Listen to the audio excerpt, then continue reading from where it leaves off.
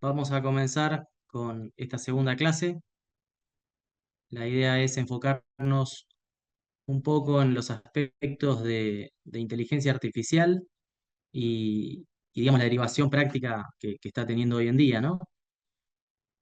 También un poco el eje temático tiene que ver con Big Data, con lo que es la masividad de los datos y, digamos, qué aspectos del derecho hoy en día se encuentran confluidos con relación a eso, ¿no? Como el derecho a la intimidad o incluso la investigación misma del derecho, que hoy en día tiene quizá un punto de consideración muy importante con el tema del desarrollo empírico de los datos, ¿no? Entonces, para comenzar, tenemos que entender que el concepto de inteligencia artificial está subsumido en lo que se denomina el concepto de tecnologías exponenciales. Es decir, el concepto de tecnologías exponenciales son aquellas tecnologías que por determinada correlación con el desarrollo del dato, ¿sí? Han alcanzado un crecimiento, obviamente exponencial, que se encuentra quizás en un marco de- de próxima inalcanzabilidad para el sujeto, ¿no? Es decir, esto es lo que hablábamos un poco en la clase primigenia, es decir, cuando se pusieron a debatir si las máquinas podían llegar a reemplazar al ser humano o no. La realidad es que una de las afirmaciones que dije en esa pequeña intervención que tuve es que el, básicamente el constructo de las nuevas tecnologías está generando lo que denominamos la cuarta herida narcisista. Es decir, el narcisismo es una posición que tiene el sujeto en donde tiene una percepción ideal sobre él y, digamos, la posición del objeto amado, es decir, esa consideración que viene disruptiva de ese objeto amado y siente una inflexión en su propio aspecto psíquico, ¿no? Entonces, la herida narcisista justamente es esa confrontación al propio amor.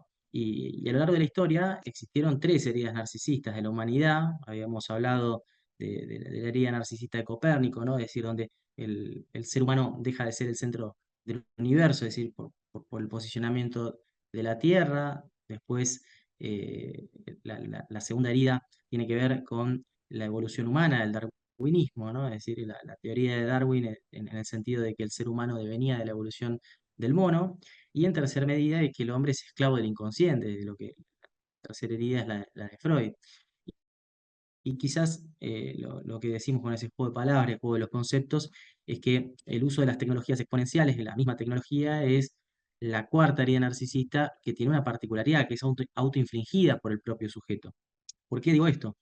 Porque hemos creado una serie de herramientas, uno no deja de perder de vista que la tecnología son herramientas, hasta que, bueno, la evolución del derecho empieza a darle otro sentido, ¿no? Que bueno, esto es lo que a veces se da en el debate del marco de estos cursos, o quizás en determinados centros de desarrollo, de repensar estas herramientas, a ver qué alcance pueden llegar a tener. Es decir, pensar si, por ejemplo, lo que se debatía en la clase pasada era si las máquinas podían reemplazar a la persona o si podrían tener características similares como personas jurídicas, ¿no? Como sujetos de derecho.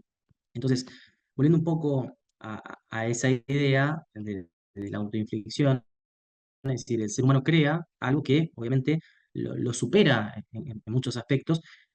Sí coincido quizás que no puede tener ese alcance de la creación ética, como decía el doctor Laje, pero también uno tiene que entender que las creaciones éticas o los constructos normativos pueden ser alcanzados a través de la intelección, con lo cual, si tenemos una máquina, digo máquina, entiéndase a los sistemas, ¿no? Que puede alcanzar los procesos de intelección, no digo que sean autónomos, pero por ahí, por una especie de reproducción, que son similares a los del ser humano, podemos decir que entonces estamos alcanzando procesos racionales, es decir, ¿qué es lo que nos diferencia entre un proceso automatizado?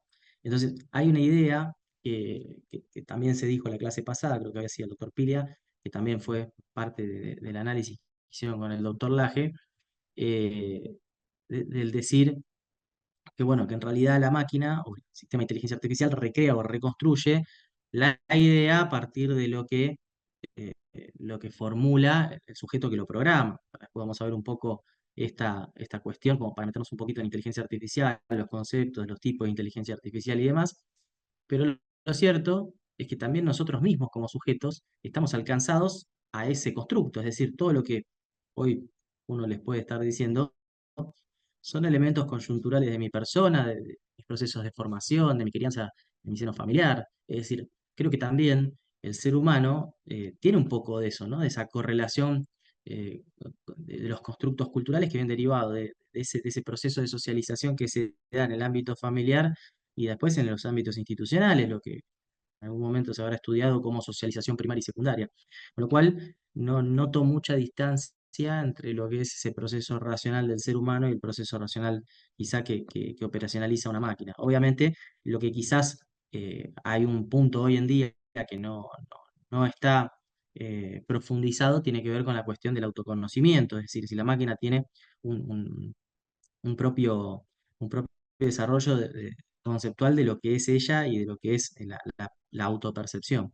Entonces, partiendo de esta idea, que nos vamos a centrar en dos aspectos centrales, reitero, la inteligencia artificial y lo que es los datos masivos, el Big Data, tenemos que entender en primer lugar que son dos campos de informática distintos, es decir, dos ámbitos tecnológicos distintos. La inteligencia artificial básicamente se va a enfocar en la creación de sistemas capaces que lo que digamos, representan es la, la- la inteligencia humana, es decir, que la inteligencia artificial busca la reproducción de la inteligencia humana. Entonces, a mí me gusta jugar mucho con las palabras y pensar si, digamos, qué es el concepto de inteligencia, ¿no? Es decir, el proceso de la razón, el uso de la razón. Porque imagínense si la inteligencia artificial reproduce un aspecto bélico del ser humano, si merecería ser llamado inteligencia. Pero bueno, más allá de eso que son repensares conceptuales, tenemos que entender que hoy el Big Data está focalizado sobre el desarrollo, por ejemplo, de la toma de voz, análisis del aprendizaje, aspectos de planificación, reproducción del razonamiento, también en la toma de decisiones, es decir, incluso todo aquello, todo lo que tenga que ver con el desarrollo generativo del ser humano. Por eso es tan importante hoy como herramienta para la profesión, ¿no? Entender todos estos aspectos, todo lo que nos brinda el sistema de la inteligencia artificial y entenderlo como herramienta y obviamente hacer un análisis mayor para en un futuro repensar esta cuestión de la personalidad humana, etcétera y más, ¿sí? Hoy en día en la práctica se están haciendo, por ejemplo, contestaciones de demanda, es decir, negativas particulares de hechos a través de sistemas de inteligencia artificial, es decir, los más comunes, ChatGPT, Bing y demás. Es decir, ustedes ponen el texto y les solicitan al sistema de inteligencia artificial que haga una negativa particular de cada hecho que encuentre en el desarrollo de la demanda y el sistema lo hace con una precisión técnica sumamente importante. Lo mismo para lo que es redacción de notas, cartas, etcétera y demás. Son herramientas vitales porque hoy en día ahorrar el tiempo es un elemento vital del ser humano. Ahora, no tenemos que perder de vista que en base a esto también pueden existir ciertas problemáticas, ¿no? Es decir, problemáticas como, por ejemplo, bueno, ¿qué ocurre con el autor intelectual? ¿Qué ocurre con la autenticidad del dato, ¿no? Es decir, la veracidad. Ese es un punto a tener en cuenta porque en realidad el sistema, de acuerdo a cómo confluye en su funcionamiento, puede tener entramados internos o puede tener entramados externos. ¿Eso qué quiere decir? ¿De dónde se hace de la información? Es decir, si es un sistema abierto, toma información del mundo exterior y lo incorpora y hace un procesamiento como está programado y obviamente ofrece una respuesta. En esa respuesta nosotros vamos a encontrar todos estos aspectos que se han extraído. También aspectos particulares, ¿sí? Que tienen que ver con el sesgo del aspecto de programación, ¿sí? Es decir, por ejemplo, han habido estudios, nosotros en la Universidad Interamericana tenemos un proyecto de investigación destinado al sesgo algorítmico. Esto es justamente, nosotros entendemos que el sistema funciona a partir de un algoritmo, ahora vamos a ver en particular qué es un algoritmo, cómo funciona y demás, pero lo cierto es que es un código, digamos, de programación, básicamente, que de acuerdo al tipo de lenguaje puede haber mayores tecnicismos o no, pero lo cierto es que es un código. En ese código se reproduce lo que el sujeto que genera el código, es decir, y hace, o mejor dicho, programa, eh, tiene como resultado final. Ese resultado final es esta cuestión que hablábamos al principio de entender que nosotros venimos con un constructo social, cultural, familiar. Entonces, lo que el sujeto programa, obviamente le incorpora un sentido, es decir, no, no existen datos objetivos, o sí existen en el mundo real, en el mundo material, pero no nosotros cuando lo captamos ya automáticamente le otorgamos un significado. En ese sentido, lo que les quiero referir es que el programador, cuando genera la programación misma, le otorga un sentido al lenguaje, es decir, al producto, y eso es lo que se atraviesa, es decir, después con el sistema, es decir, el sesgo algorítmico que viene del sujeto que construyó el sistema. Obviamente hay sistemas de control, de contrastabilidad con relación al algoritmo, pero bueno, y a veces estos sesgos son sumamente sutiles o quizá invisibles y es muy difícil poder captar con precisión, digamos, el verdadero sesgo. Hay sesgos de todo tipo, étnicos, culturales, étnicos, religiosos, hay cuestiones particulares con la cuestión de género. Nosotros el sesgo que estamos analizando es en redes sociales a partir de los sesgos de género, ¿sí? Entonces, entendemos que la inteligencia artificial va a funcionar de acuerdo a algoritmos, ¿sí? Y modelos matemáticos, con lo cual lo que se logra a través de ese sistema de computación es el desarrollo del procesamiento de determinadas cantidades de datos. Obviamente son esas cantidades de datos abismales, ¿sí? Y con esa toma de datos se pueden generar decisiones, ¿sí? O bien determinar con cierta precisión eh, una predicción en concreto, ¿sí? Es decir, podemos obtener resultados para los que está programado el sistema. Es decir, no hay un proceso autónomo del sistema. No es que hoy en día tenemos unos sistemas de inteligencia artificial que están, digamos, capacitados para hacer procesos autónomos, ¿sí? O sea, todos los procesos están programados, están determinados, ¿sí? Por eso que nosotros vamos a encontrar que existen diferentes tipos de inteligencia artificial, ¿sí? Vamos a encontrar, por ejemplo, de acuerdo a los diferentes tipos de clasificaciones que existan, según capacidades, según funcionalidades y obviamente según la utilidad de quien la construyó. Dentro de las clasificaciones que podemos encontrar, vamos a ver que existen clasificaciones que van en el sentido de la inteligencia artificial débil, es decir, que es también definida como inteligencia artificial precaria, pobre, también inteligencia artificial estrecha, la cual fue diseñada para hacer una tarea sencilla y concreta. Es decir, que tiene un conjunto limitado de tareas. Por ejemplo, a veces me gusta citar mucho a un autor que fue profesor mío en el doctorado de la Universidad de Buenos Aires, el doctor Ibur. Él decía que no hay inteligencia artificial pobre o débil más justa, ¿sí? Que el parquímetro, por ejemplo, el sistema de cómputo. ¿Por qué? Porque el sistema está programado para computar un tiempo, vencido ese tiempo, automáticamente el sujeto está en infracción. ¿Con esto qué quiere decir? Que fíjense que un sistema débil, un simple sistema de inteligencia artificial que está programado para realizar una tarea específica, automáticamente delimitó una conducta que se da en el plano real y le atribuyó a esa conducta el incumplimiento, mejor dicho, normativo y le asignó una consecuencia jurídica, ¿sí? Es decir, que es la sanción. En realidad, obviamente, eso es después lo que se materializa cuando el sujeto humano va, toma del parquímetro el dato y automáticamente lo carga en el sistema de base de infracciones y le consigna la infracción, ¿sí? Pero lo que entendemos de la inteligencia artificial débil, fíjense que es una inteligencia para una tarea en concreto, ¿sí? Que au- es sumamente útil para el mundo real, ¿no? Es decir, la inteligencia débil lo que nos tiene que quedar en claro es que está programada para una tarea en particular. Es decir, no hay un autoabastecimiento de la información, ¿sí? Sino que ya está precargada la información, ¿sí?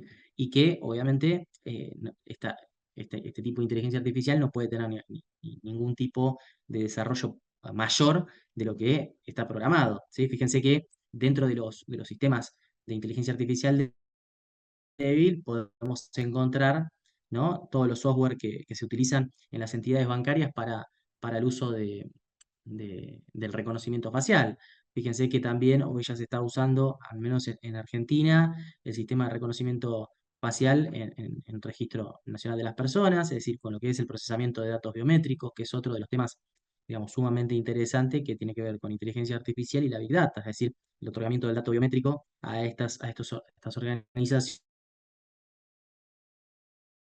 que está buenísimo sacarme una foto y que con esa foto se determinen los datos biométricos y que pueda acceder a mi banco, pero también me preocupa qué es lo que pasa con el dato y quién me protege de que si ese dato eh, se extrae del banco de almacenamiento y pueda ser utilizado por cualquier persona, ¿no? Es decir, y digamos, hasta qué aspecto hoy con los sistemas de inteligencia artificial se pueden recrear esos datos biométricos, es decir, la elaboración de una foto que esté, digamos, mi persona física en alguna situación particular en una imagen, ¿se entiende? Entonces es una circunstancia muy compleja, ¿sí? Y que fíjense que acá tiene lugar a un nuevo eje del análisis profesional, qué es lo que va a pasar con la prueba digital, es decir, qué va a pasar con digamos, los procesos de prueba que tienen que ver con la validación, verificación, contrastabilidad, es decir, a través obviamente de la prueba pericial informática, eh, que obviamente tenemos un perito experto en la materia que es el que va a hacer la actividad o la labor pericial. Pero el punto en concreto es si nosotros como abogados estamos precisamente capacitados en saber todos los alcances que se corresponden con el pedido de puntos de pericia, por ejemplo. El sistema procesal argentino el perito solo puede pedirse por los puntos periciales. Entonces, el perito tiene un campo limitado, no digo de conocimiento, sino de la aplicación práctica del conocimiento en el marco de un proceso. Entonces, sobre este aspecto, también tiene que ver esta clase en el sentido del uso de la inteligencia artificial, el uso de lo que sería el Big Data, y tenemos que repensar, digamos, las formas de ofrecimiento, los planteos de prueba y demás, ¿sí? Por otro lado, vamos a encontrar los sistemas de inteligencia artificial fuerte que tampoco llegan al autoconocimiento, aclaramos esto, es decir, hoy en día los sistemas de inteligencia artificial fuerte son la base de los sistemas de inteligencia artificial, no tenemos ningún desarrollo mayor que lo que les estoy mencionando, es decir, ningún sistema de inteligencia artificial llega a las características de autoconocimiento.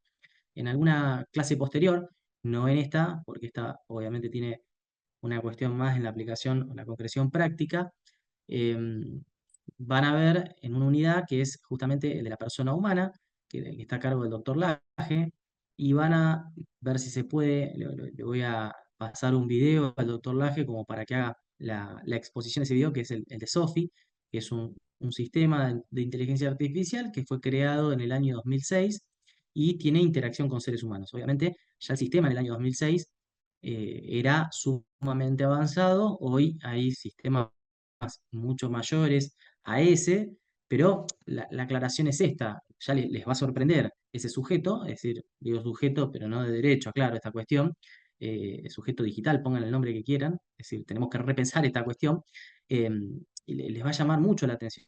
En Arabia Saudita, a Sofi se le dio justamente no personería jurídica, sino que se le otorgó la ciudadanía en realidad, que sería básicamente un puntapié inicial, pues entenderíamos a la ciudadanía como derechos políticos, ¿sí? Pero bueno, eso lo voy a dejar a cargo del doctor Laje, de repensar y vamos a seguir analizando estas cuestiones de inteligencia artificial. Lo que les quería explicar es que aún así, fíjense que desde el año 2006 hasta hoy han pasado ya aproximadamente unos casi 20 años, en donde los sistemas se han ido perfeccionando, es decir, no es lo mismo la, la construcción digital, ni siquiera hace 5 años atrás. Con lo cual, esto es sumamente llamativo. Eh, los procesos de, de cambio en lo digital, como les decía hace un rato, son exponenciales.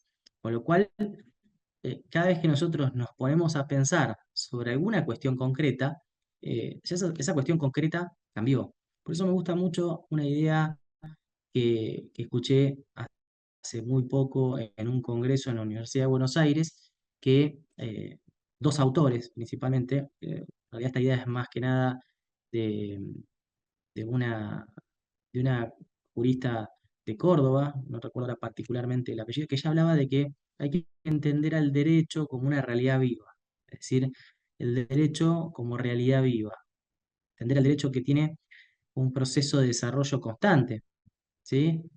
Pero esto siempre y cuando lo miremos siempre con la tecnología, es decir, ¿por qué? Porque en realidad hay aspectos del derecho que también se responden, ¿no? Desde lo clásico, desde lo llano, de lo que ya se había trabajado y lo que es lo que está instituido actualmente y que no, por ahí no tiene necesidad de cambio. Esto quizás es una pregunta también que en algún momento desarrolló el doctor Laje, que es si con los sistemas jurídicos actuales es necesaria la modificación sustantiva del derecho, o si quizás por ahí con una simple ecuación es suficiente, o si realmente estamos frente a un fenómeno de, eh, de completa modificación. Yo creo que sobre esto último, por eso hago esa relación de derecho vinculado a lo tecnológico, tenemos que estar completamente adaptados a que lo que nosotros salgamos a legislar, ¿sí? Inevitablemente por ahí, en 1 o 2 años, pueda haberse visto modificado por la evolución tecnológica, ¿sí? Entonces, volviendo a la idea, el sistema de inteligencia artificial fuerte, es decir, aquel que no está constituido solamente para la ejecución de una tarea, sino también para eh, ese sujeto tiene capacidad, sujeto no, perdón, sistema de inteligencia artificial, yo ya me estoy convenciendo, digo, ¿no? Por dentro, eso fue un fallido el sujeto. Em, tiene el sistema tiene una capacidad concreta, que ya no es solamente de ejecución indirecta, o directa, mejor dicho, de una actividad propia, sino que lo que tiende es a la capacidad de comprensión, ¿sí? Incluso de aprendizaje, ¿sí? De los conocimientos. No solamente puede aplicar una tarea, sino que puede aplicar otras y comprender otras, ¿sí? Es decir, que hoy en día los sistemas de inteligencia artificial fuerte, en principio se entiende que los sistemas de inteligencia artificial fuerte, sin perjuicio de los que los sistemas se autodesarrollan, es decir, a partir de programaciones que les permiten hacer esto a través de redes neuronales, etcétera y demás, muchos entienden que el concepto de inteligencia artificial fuerte, en el sentido de la superinteligencia, de alcanzar esos aspectos del autoconocimiento, de la autorrealización, ¿sí? Es sumamente difícil e imposible. Entonces, básicamente, ¿sí? Que acá es donde uno hoy tiene que decir, sí, en realidad tienen razón, porque sin perjuicio de que las actividades técnicas que se pueden hacer lo hacen superando ampliamente al ser humano. Eh, hoy en día, ningún sistema de inteligencia artificial puede desarrollarse individualmente, es decir, autodesarrollarse, y tampoco puede ser generar, mejor dicho, una autopercepción, un autoconocimiento. Dicho esto, tenemos que entonces entender que podríamos, podríamos decir que los sistemas de inteligencia artificial hoy en día se encuentran para el cumplimiento digamos, de los eslabones prácticos para los cuales son programados, ¿sí? Entonces, por más que existan sistemas de inteligencia artificial que tengan características abiertas, es decir, que puedan captar información o incorporar información, siempre van a reproducir en la actualidad todas las tareas para las cuales han sido programadas, ¿sí? Entonces, vuelvo a este punto de reflexión, ¿no? Es decir, nosotros los seres humanos también hoy en día hemos alcanzado la reproducción para todo lo que hemos sido diseñados, programados, criados, quienes llaman la palabra, ¿no? Entonces, acá es donde empiezo a ver este interjuego, en donde hay una materialidad objetiva, que es la tecnología, y es la extensión del propio ser humano, ¿no? Es decir, eh, es la extensibilidad, ¿sí? De la misma capacidad humana en un proceso tecnológico, ¿sí? Y que se ve como un cuadro de espejo, al menos lo veo yo así, ¿no? Es decir, no noto alguna injerencia. Obviamente tenemos aspectos que tienen que ver con los aspectos sentimentales. La máquina no tiene psiquis, no tiene, no no voy a decir amor, ¿no? Porque en realidad también es otro constructo, pero el aspecto sensitivo del sujeto, ¿sí? Es otro de los aspectos que quizá es donde abordaría mayor diferencia. Ahora, si nosotros clasificamos la inteligencia artificial por funcionalidad, tenemos que entender que pueden existir sistemas reactivos, ¿sí? Que es lo que sería inteligencia artificial, eh, digamos, en la débil, ¿sí? Que son sistemas básicos, ¿sí? Donde no tienen un desarrollo de lo que es el entramado de la memoria y reaccionan frente al estímulo que detectan a partir de los sensores para los que fueron construidos, ¿sí? Y hace una reproducción de su programación. Es decir, no tiene lo que nosotros como seres humanos decimos el recuerdo, no, el sistema enlaza, ¿sí? A digamos, a un estímulo que capta del mundo exterior y otorga una respuesta, ¿sí? Entonces, nosotros habíamos mencionado hace un rato el parquímetro, un claro ejemplo, ¿no? Eh, También se mencionan sistemas básicos reactivos, ¿no? Como por ejemplo los juegos, ¿sí? Los videojuegos, es otro ejemplo claro de esto. Después tenemos sistemas de inteligencia artificial donde existe una memoria limitada, es decir, acá ya el sistema tiene un sistema de carga de base, ¿sí? Es decir, que tiene que ver con experiencias pasadas y utilizan los datos que se les cargan, o sea, con el compartimiento de datos precargados, la toma de decisiones futuras. Es decir, que estos sistemas que tienen memoria limitada pueden justamente obtener mayor precisión o bien mayor adaptabilidad. ¿Por qué? Porque frente a la precarga del dato, este sistema puede advertir, ¿sí? Frente a las circunstancias pasadas, una variación de la situación que se les presenta, es decir, como novedosa.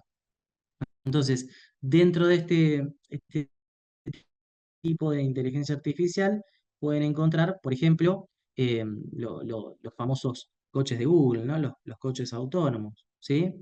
Y después tenemos ya un tercer entramado de lo que es la inteligencia artificial desde la funcionalidad, que es el desarrollo de la teoría de la mente.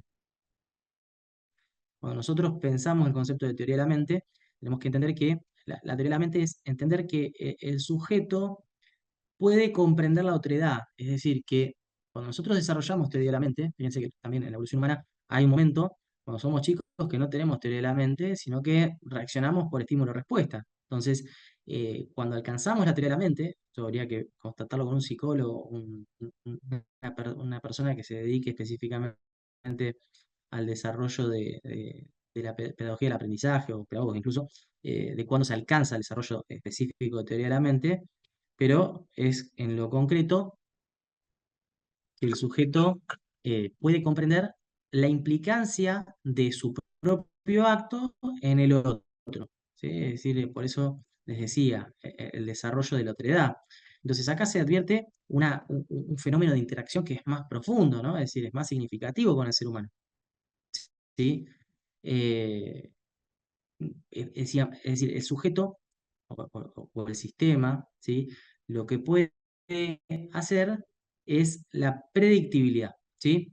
Entonces, hoy en día nosotros entendemos que con los sistemas de inteligencia artificial no pueden alcanzar teoría de la mente, sí lo que pueden hacer es el desarrollo de, como les decía recién, esta inteligencia con memoria limitada, ¿no? Es decir, puede comprender con la base de datos que ya está precargada, ¿no? Las nuevas alteraciones que se le van suscitando frente a los sensores, entonces por eso va otorgando respuesta.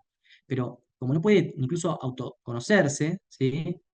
Es tampoco viable que logre digamos, el autoconocimiento de el otro sujeto. Por eso les vuelvo a reiterar que, bueno, esto último sería, digamos, la propia autoconciencia, ¿no? Es decir, conocer al otro, es decir, sería la teoría de la mente, conocer el análisis del pensamiento del otro, las emociones, toda la faz eh, quizás sentimental, es entender un poco esta cuestión, ¿no? Es decir, comprender la teoría de la mente.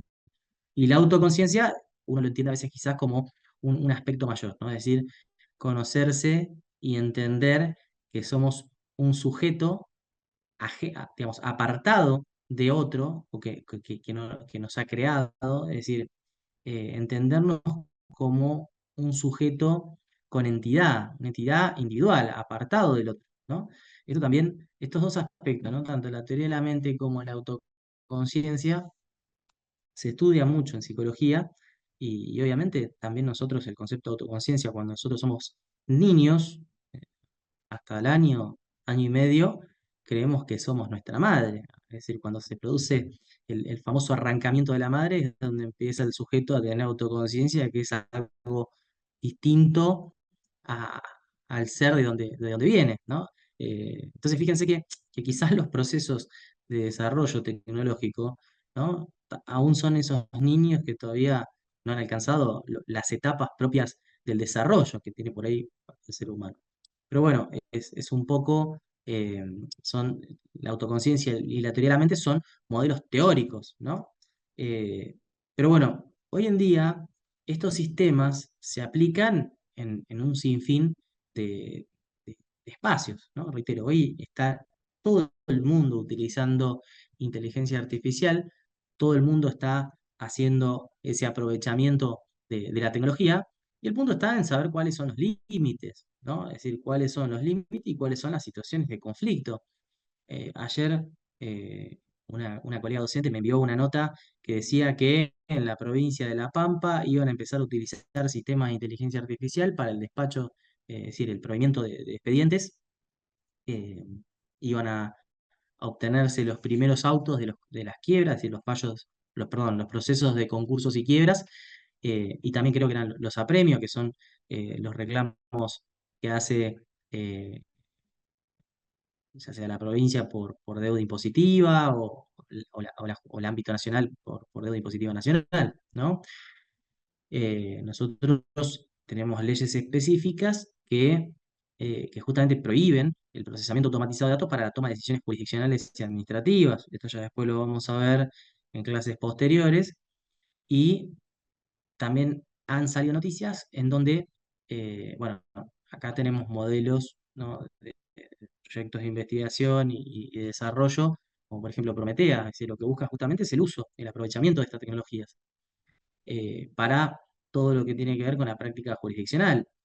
Entonces, ahí, como foco, uno siempre refiere esta cuestión.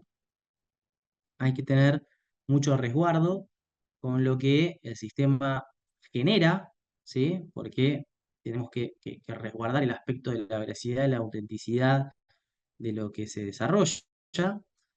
Y por otro lado, ¿qué es lo que ocurre con la autoría intelectual? Es decir, la ley, por ejemplo, en Argentina, la ley 11.723, cuando resguarda la propiedad intelectual, entiende a la obra, ¿sí? Como cualquier creación de la mente humana.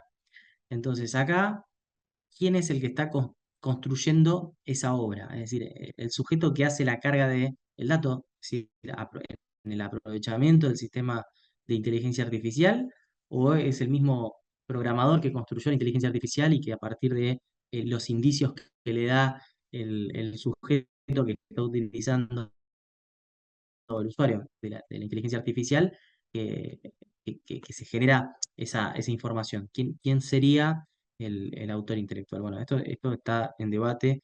Hay varias obras que ya he leído y que son sumamente interesantes y que es un tema muy, muy, muy, muy interesante. Incluso digo, para los que sean estudiantes de la Universidad Interamericana, están desarrollando trabajos de tesis de grado para poder graduarse como abogados. Ahí tienen un sinfín de temas de tesis para poder trabajar. Ahora, tenemos que entender que la inteligencia artificial está escindida, ¿no? de otras tecnologías, pero sin perjuicio de eso tenemos que entender que existe una gran correlación, pero hay que diferenciarlo, ¿no? Por ejemplo, de la Big Data. Es decir, a veces, a veces uno cuando hace actividades de desarrollo, por ejemplo, esta unidad teórica está relacionada, ¿no? al Big Data y a lo que es inteligencia artificial. Bueno, a ver, son dos cosas distintas. Ahora, con el Big Data se funda a través de los sistemas de inteligencia artificial y bueno, hay diferencias, ¿sí? En principio, cuando nosotros hablamos de Big Data es el procesamiento y gestión de volúmenes de datos, ¿sí?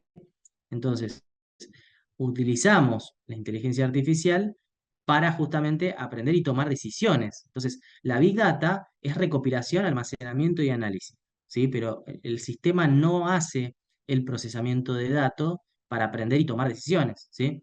Entonces, acá viene esa conjunción de tecnologías, ¿sí? Es decir, por ejemplo, yo puedo eh, hacer la captación y almacenamiento de datos, ¿sí? Pero no obtener ninguna decisión, es decir, no tengo ningún procesamiento de eso.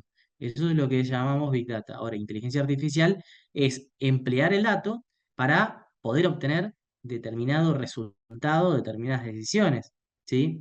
Entonces, acá está esta cuestión particular que nosotros tenemos que advertir, que es justamente qué es lo que pasa con este fenómeno del almacenamiento de datos y del procesamiento. Y esto nos lleva a replantear en muchos casos la función o digamos, no solamente un estudio jurídico, ¿no? A veces uno dice que los grandes estudios hoy están invirtiendo en Big Data y están invirtiendo en inteligencia artificial. ¿Por qué? Porque es muy sencillo. Yo tomo de la Cámara Nacional del Trabajo, por ejemplo, los conceptos de despido discriminatorio, y a través de la Big Data generó un banco de datos, ¿no? Es decir, genera un almacenamiento de datos a gran escala, es decir, no estoy diciendo 300 fallos, ¿no? Analizando 10.000, 15.000, 30.000, 40.000. Con dos botones hago ese procesamiento. Em, y después, con los sistemas de inteligencia artificial y la determinabilidad de variables, podemos hacer decisiones sobre esos datos y entender cómo resuelve en determinado momento, ¿sí?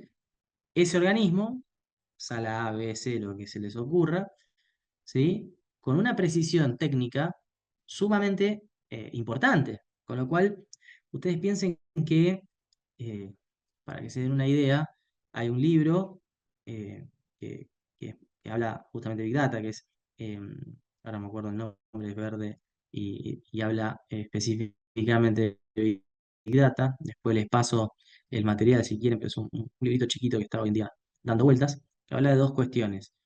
En primer lugar, de que en la historia de la humanidad, en los últimos 2 años, se generaron más datos que en toda la historia de la humanidad, ¿no? Y que esto cada vez es más progresivo, es decir, es progresivo, cada vez encontramos que hay mayores datos en la realidad y que esos datos a veces también generan datos, ¿sí? Entonces, hoy en día, en ese abordaje, el autor lo que dice es, piensen que con el algoritmo, ¿sí? Por ejemplo, de Netflix, ¿sí? Que es un algoritmo que fue desarrollado hasta en un 10%, refiere él, en lo que es el desarrollo técnico de la programación y que hubo un concurso, incluso Netflix sacó un concurso para ver si podían mejorar el algoritmo. Bueno, la cuestión es que lo terminaron ganando dos equipos que se terminaron fusionando y mejoraron el algoritmo solo en un 0.0014%. ¿Qué les quiero decir con esto? Fíjense que el nivel de desarrollo tecnológico puede aún verse mejorado, ¿sí? Y que a través de los procesamientos que se hacen, equipos que se especializan en eso, pueden mejorarlo en una proporción muy infinitesimal. Aún así, eso permite describir a los sujetos que son usuarios de Netflix en casi un 98%. Es monstruoso. ¿Por qué? Porque en la medida que nosotros utilizamos Netflix, ¿sí? Vamos dejando ese cúmulo de datos. Ese cúmulo de datos que el sistema capta y genera ese desarrollo de conocimiento de la persona, ¿sí? Que esto después vamos a ver un poquito con el tema de la problemática de perfilamientos, ¿sí? Que se logra con suma precisión. Volviendo un poco al entramado jurisdiccional, entiéndense que con la recolección, ¿no? Y almacenamiento y el análisis de los datos podemos justamente construir bancos de datos sobre no solamente una sala, sino de todo el Poder Judicial, con lo cual es muy sencillo de redigir el proceso sabiendo los resultados. Es decir, si yo sé que de 10.000 sentencias fallaron en un sentido, obviamente es estadístico, ¿no? Pero existe mayor probabilidad de que el caso que estoy eligiendo para trabajar, obviamente salga en ese sentido. Entonces, sobre esto se está haciendo suma inversión, estudios jurídicos, principalmente en la adquisición e incorporación de este tipo de tecnologías. Y entonces, esto llevó a una reflexión, quizás el año pasado, en el 2023, en, en una reunión que existieron, perdón, que fuimos convocados dos o tres profesores de la Universidad Interamericana en el marco de una charla de investigación. Y después de escuchar a los dos disertantes, uno era el doctor Cabrera, un gran amigo, llegamos a una reflexión. En realidad se llegó un interrogante y la reflexión quedó ahí pendiente, ¿no? Que es como para seguir trabajando enarbolándola. Es decir, ¿cuál es el rol hoy en día del jurista? Es decir, frente al uso de la tecnología. Porque si el jurista no se adapta, ¿no? Es decir, frente a estas circunstancias, inevitablemente es la jubilación anticipada. Entonces, la tecnología tiene que ir de la mano, ¿sí? El uso de la tecnología tiene que ir de la mano, entendiéndolo siempre como una herramienta, no como una finalidad en sí misma, y que esto es extensivo hacia las demás profesiones. Eh, Hay algo que no va a poderse ver superado, es ese querer del ser humano en no verse superado, simplemente, ¿no? Es decir, un aspecto de deseo. Pero a lo que voy es, ¿cuál es el rol que vamos a tener en un futuro no muy lejano? Es decir, no solo como, como juristas, como abogados, ¿sí? Sino también como investigadores. ¿Qué sentido tiene el desarrollo empírico, ¿sí? Individual? Digamos, si el procesamiento humano puede alcanzar, no sé, digo, 300 fallos de análisis, perfecto. Con estos sistemas yo puedo procesar 100.000.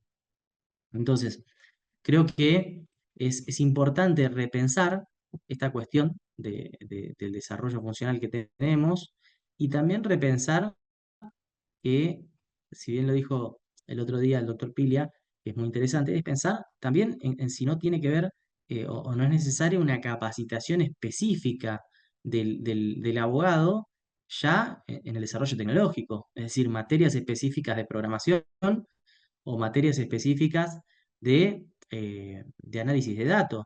En Argentina, el año pasado, dos universidades crearon por primera vez en la historia de nuestro país las licenciaturas en ciencias de datos, ¿sí? Universidad de Buenos Aires y la UNSAM, Universidad Nacional de San Martín, que obviamente uno quizás piensa que eligió una ciencia social que digamos, podríamos decir que está dentro de los núcleos duros de las carreras que se eligen en este país, pero inevitablemente la verdad de la, la verdad social hoy en día nos está superando. Entonces tenemos que empezar a crear eh, el- las herramientas necesarias para poder comprender todos estos aspectos que venimos desarrollando. Por ejemplo, un caso concreto, el uso de tecnología blockchain. Hace muy poco hablaba con una colega y ella me decía, entiendo la definición de blockchain, ¿no? Es decir, entiendo la lectura, etcétera y demás, pero no puedo comprender cuál es la finalidad. Y hoy en día, el sistema, o la mejor dicho, la tecnología de blockchain, ¿sí? Es un sistema que se aplica a los contratos, que obviamente ese sistema aplica, o mejor dicho, genera integridad, transparencia de todo tipo de transacción, ¿no? A través de redes de computadoras que están interconectadas, ¿sí? Entonces, ¿hacia dónde va por ejemplo, el jurista que se dedica a los contratos? Es decir, en algún momento, está bien, podemos decir que no todos los contratos sean con tecnología blockchain, está perfecto, ¿sí? Eso está clarísimo, como así también todos los contratos no se suscriben con firma digital, pero la realidad es que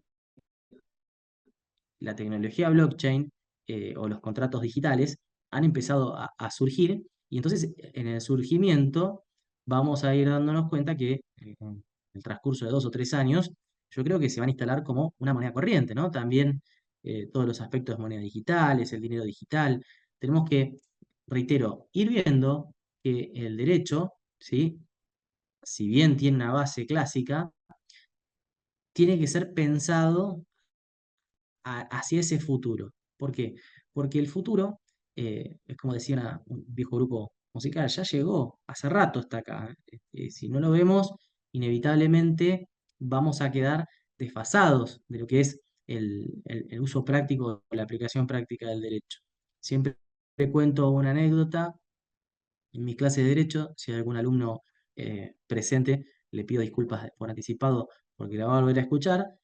Cuando nosotros en el año 2013 nos ordenaron por una disposición normativa que teníamos que tener el sistema de domicilio electrónico, que era a través de, siquiera era a través de Twitter, registrar un domicilio electrónico, era para poder acceder a los sistemas de presentación y notificación electrónica en Justicia Nacional, y teníamos que validar el domicilio electrónico. No estoy hablando de validar el token, no estoy hablando de usar tecnología blockchain o de tener un sistema de inteligencia artificial como Sophie en la casa de uno, ¿no? Estamos hablando de la validación de un domicilio electrónico para hacer presentaciones electrónicas.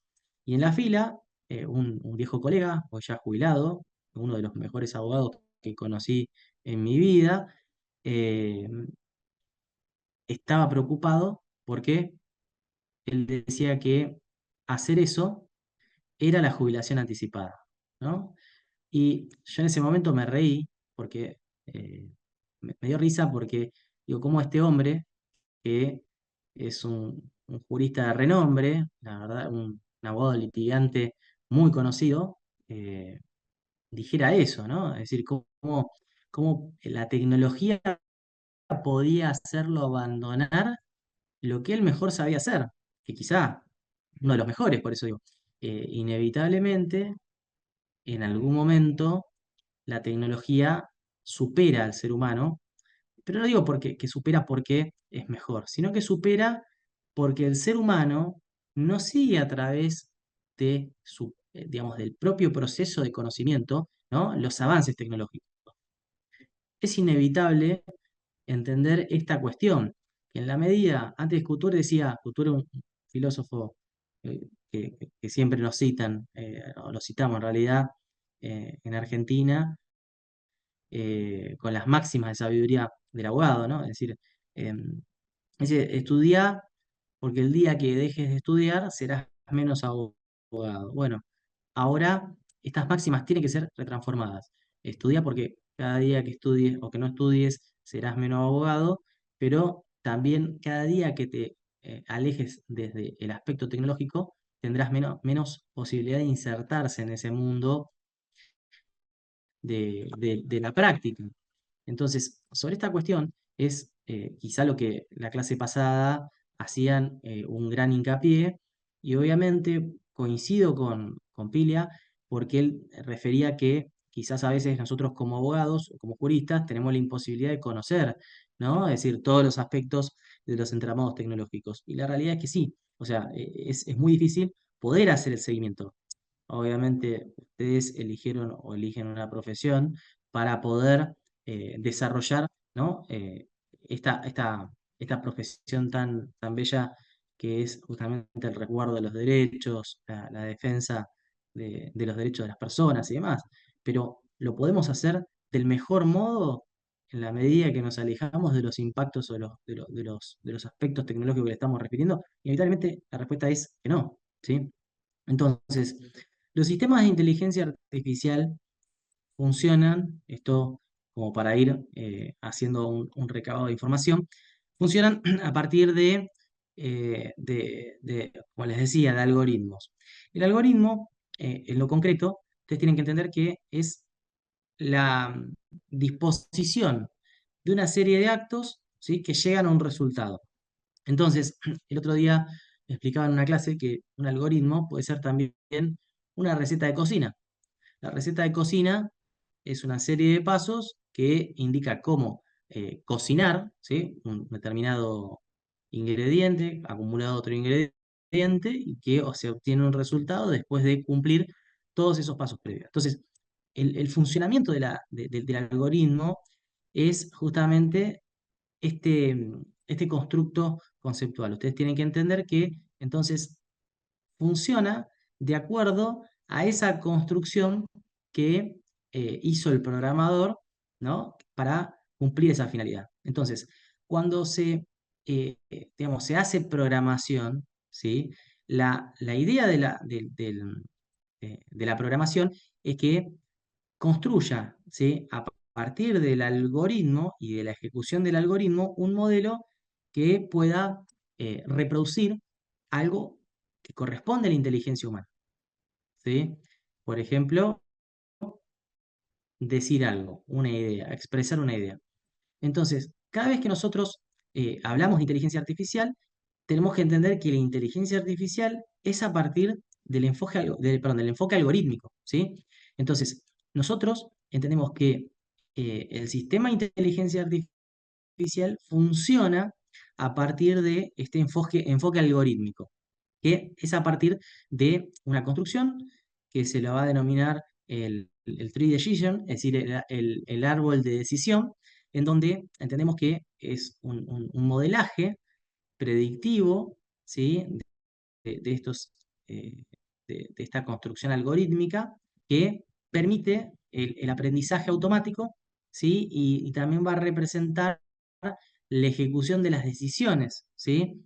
Entonces, el árbol, ¿sí? Está, obviamente ustedes piensen en un árbol, es decir, cómo está compuesto ese árbol, ¿sí? Ahora, esto también está representado así de modo digital, digamos, ¿no? Es decir, el árbol va a representar una estructura, ¿sí? Jerárquica que cada aspecto del tránsito por ese árbol tiene que ver con una decisión. Ese aspecto lo vamos a llamar nodo, ¿sí? Entonces, el nodo va a contener, ¿sí? Una información y que va a representar una decisión que se capta, ¿sí? O que capta el sistema desde el exterior. Entonces, básicamente tenemos componentes de los árboles, ¿sí? Eh, donde vamos a tener, ¿sí? Eh, Imagínense simbólicamente un árbol, bueno, van a tener las raíces, ¿sí? Las raíces, que es lo que va a representar el primer constructo programado de decisión. Es decir, es la primera decisión que está basada en la información que se le carga, ¿sí? Después van a existir nodos internos, ¿sí? Que van a tener otras características que no pueden digamos, desempeñarse si no se atraviesa ese nodo raíz, ¿sí? Y además de los nodos internos van a existir ramas, ¿sí? Y esos nodos están todos conectados a través de las ramas y que obviamente van a tener la reproducción de una decisión en cada una de esas ramas. Y finalmente tenemos en esas ramas hojas, ¿sí? Que son las salidas finales de que decidió el sistema de inteligencia artificial a partir del conjunto de toma de decisión que se genera desde el nodo de raíz. Es decir, que está todo interconectado, son decisiones, ¿sí? Que se procesan desde la raíz hasta la hoja, ¿sí?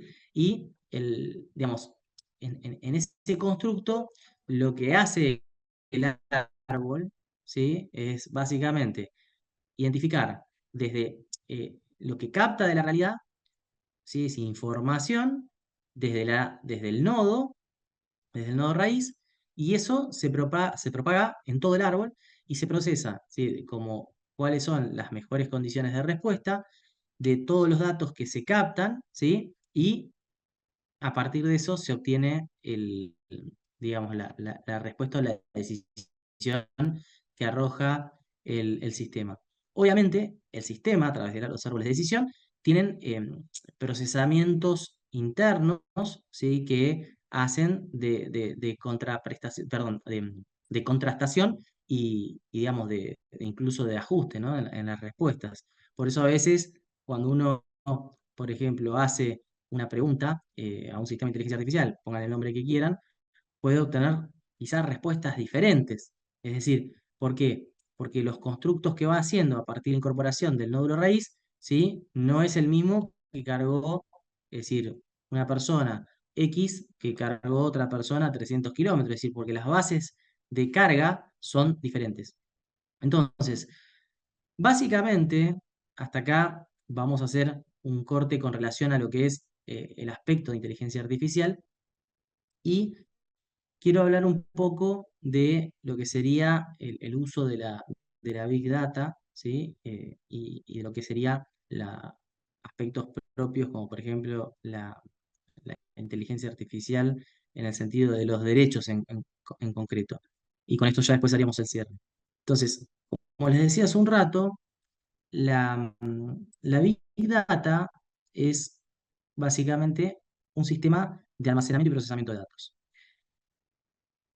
Hace un rato les había explicado estos aspectos de, de la acumulación de datos en determinadas bases y que esos datos nosotros le habíamos puesto un nombre que eran pronunciamientos jurisdiccionales.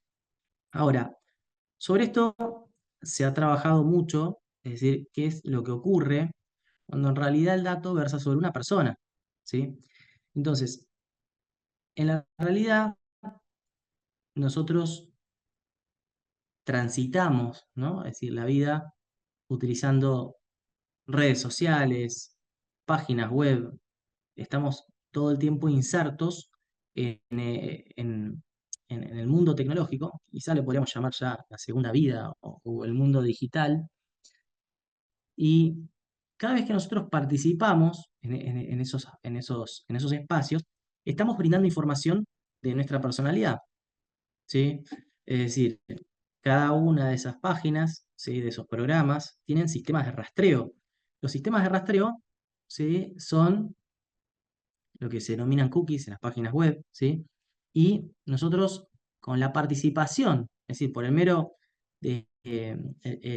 transcurso del tiempo, donde nosotros posicionamos el scroll del mouse, por ejemplo, y estamos posicionando, visualizando algo en concreto, el sistema va haciendo una absorción de esos datos, ¿sí?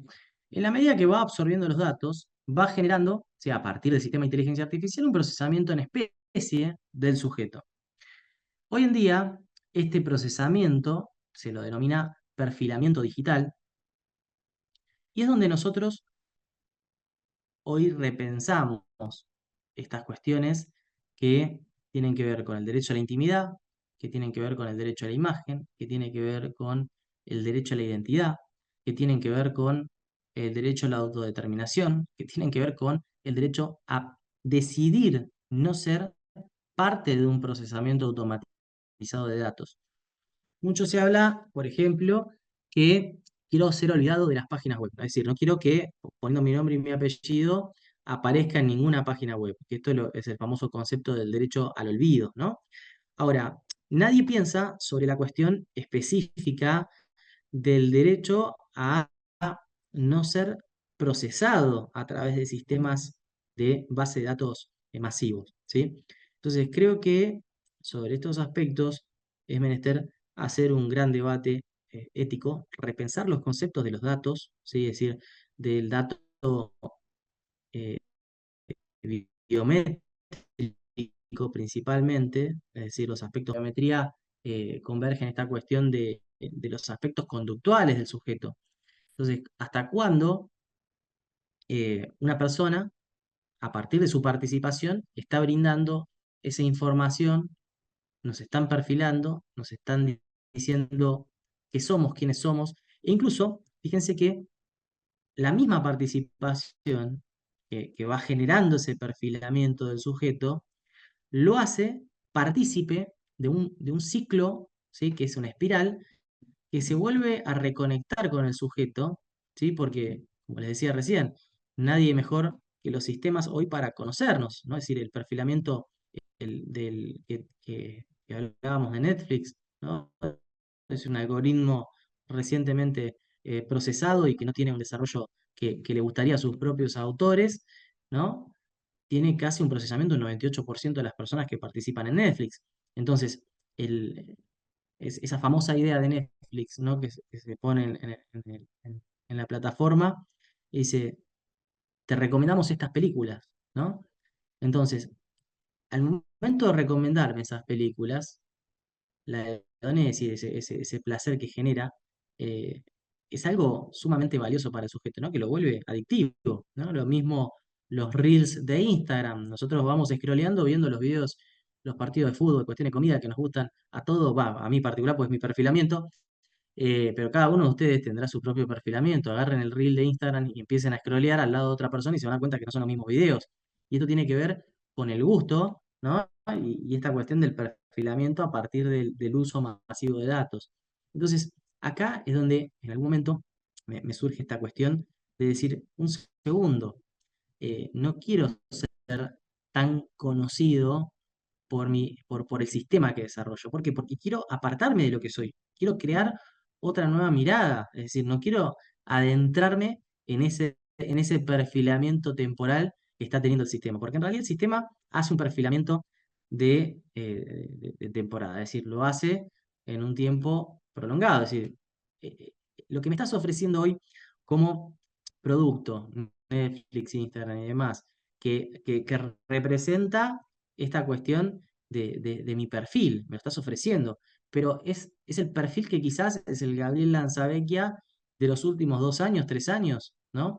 Entonces, en primer lugar, ¿cómo hago para abandonar eso? ¿Cómo hago para escapar? Quiero un derecho, quiero un derecho que me reconozca la posibilidad de plantear ante las autoridades de que los sistemas digitales no procesen mis datos, quiero abandonar el procesamiento de datos, quiero que los sistemas me muestren cosas que no me gustan. ¿Por qué? Porque por ahí, por más que no me gusten, es otra cosa que necesito conocer del mundo, ¿sí? Entonces, esto también tiene que ser replanteado. La aparición de los nuevos derechos, el repensar los nuevos derechos, ¿sí? A partir del impacto tecnológico y que obviamente a veces nosotros vamos transitando la vida, es decir, la vida jurídica, pensando que en realidad los planteos son estrictamente eh, bases, ¿no? Es decir, son los mismos planteos jurídicos que se hacían hace 50 años atrás, daños y perjuicios, desalojos, prescripciones adquisitivas, etcétera. Pero la realidad es que hoy esta cuestión, ¿no? Del repensar al sujeto en este entramado mundo eh, tecnológico, jurídico, nos da lugar al replanteo de un montón de acciones que quizás ni están contempladas, ¿sí?